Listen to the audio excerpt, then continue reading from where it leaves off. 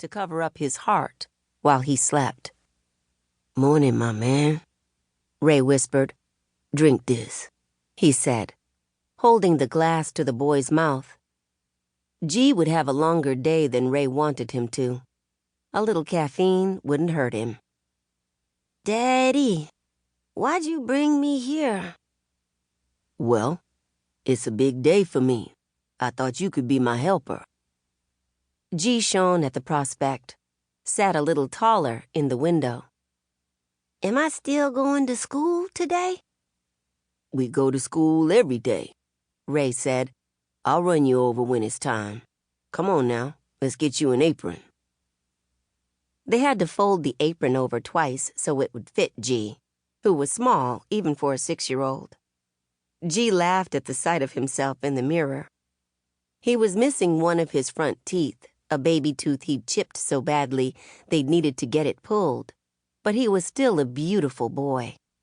Brown-skinned and brown-haired, with big hands and feet for his stature. He had a cleft in his chin and dimples, eyes that watered when he smiled. He had a hoarse whisper of a voice that Ray liked to joke was from talking too much. G was a truth-teller. He liked to tell about what he saw, and he saw everything. It made Ray nervous that one day the boy would tell the truth about the wrong thing. They rolled up their sleeves and washed their hands in the sink. Then Ray sat G on a stool in the kitchen and told him to turn on the radio.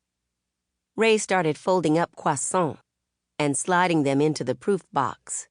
He made pretty knots of dough for the morning buns, sprinkled them with sugar. He explained what he was doing and sometimes asked G how much butter he thought he should brush on top of the biscuits, whether the dough had come out of the sheeter smooth.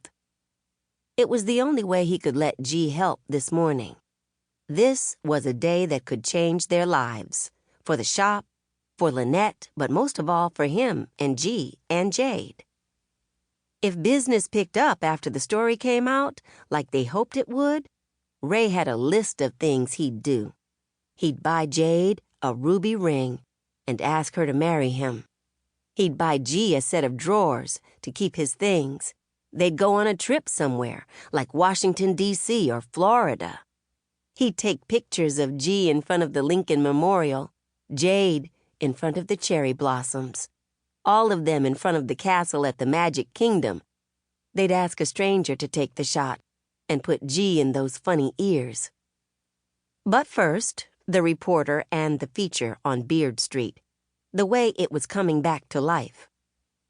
"We've got to steal the show," Lynette had said, and Ray knew she was right. He was making a special just for the day, a devil's food cake donut. He'd spent the weekend perfecting the recipe with G.